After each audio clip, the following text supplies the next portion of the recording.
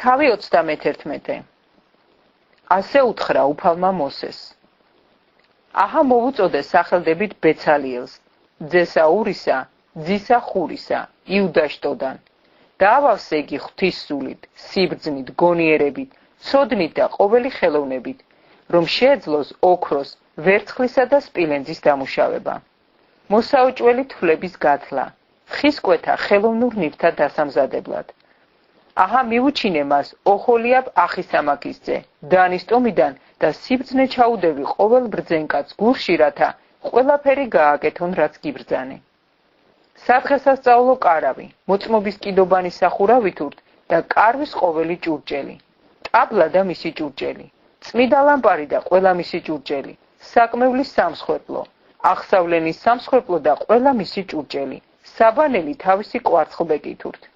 საწესო შესამოსელი, აარონ მღვდლის წმიდა შესამოსელი, მირონი და სურნელოვანი საკმეველი საწმიდარისთვის. ყველაფერი ისე გააკეთონ, როგორც მე გიბრძანე.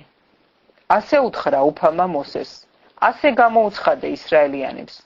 დაიცავით ჩემი შაბათები, რადგან ეს იქნება ნიშანი ჩვენ შორის თაობიდან თაობაში, იმის საცოდნელად, რომ მე ვარ უფალი, თქვენი განმწმედელი. დაიცავით შაბათი, რადგან წმიდაა იგი თქვენთვის. მისი შემღალავი უნდა მოკვდეს. შაბათობით მოსაქმე უნდა მოიკვეთოს თავისი ხალხიდან. 6 დღეს აკეთონ საქმე. მე-7 დღეს საუქმო შაბათია, უფლისათვის წმიდა.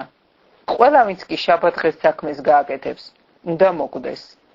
დაიცვან ისრაელიანებმა შაბათი, რათა უქმობდნენ შაბათს თაობიდან თაობაში.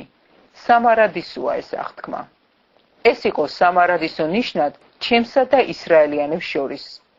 რადგან 6 დღეში შექმნა უფალმა ცა და მიწა, მე-7 დღეს კი იუქმა და დაისვენა. მისცა მოსეს უფალმა, როცა შეწყვიტა მასთან ლაპარაკი სინაის მთაზე, მოწმობის 2 დაფა, ღვთის თითით ნაწერი ფიქალები.